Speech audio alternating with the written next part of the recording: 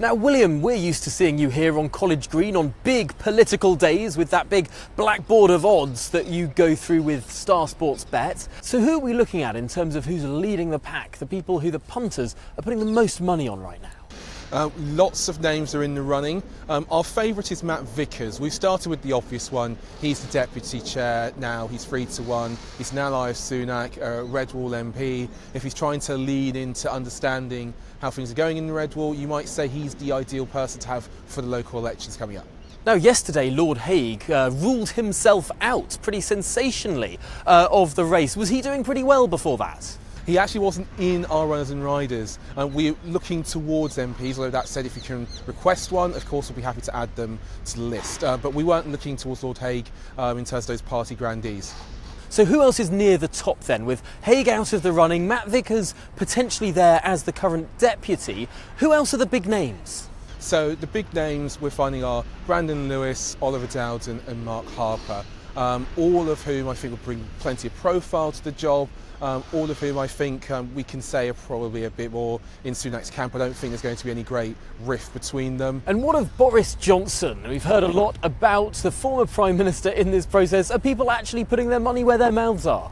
Yes, but they do this all the time with Boris Johnson. We could have to be the next manager of Chelsea or of Everton or of West Ham, and they would put their money on Boris Johnson. Jacob Rees-Mogg indeed actually calling for him to be given party chair. He's 8-1 with us. We're happy to lay him at the moment. We believe that it would be a bold appointment on Sunak's party. We don't think he'd want necessarily all of that drama. Let's not forget, of course, plenty of questions around Johnson at the moment too. So really, when we're looking towards when this might all be concluded, do you have any indication about when we might see a new chair actually in place? No indications, which is interesting because there's a party grassroots campaign to try and get the members to have their say. However, they're in a race against time and we don't know when the deadline is. I would imagine Sunak wouldn't want this to go on too long. I think within a week you'll probably have your new party chair. And if you were to place a bet in this roster of odds, who would be your person for the job? Let me be cheeky and have two. I'll have Brandon Lewis at 4-1. I think he brings profile, I think he brings plenty of experience to the job. And I'll also have Andrea Leadsom at 12-1. I was given Andrea Leadsom by a couple of people who'd noticed she'd been around Downing Street a lot. And in terms of seniority, maybe she might be a good candidate.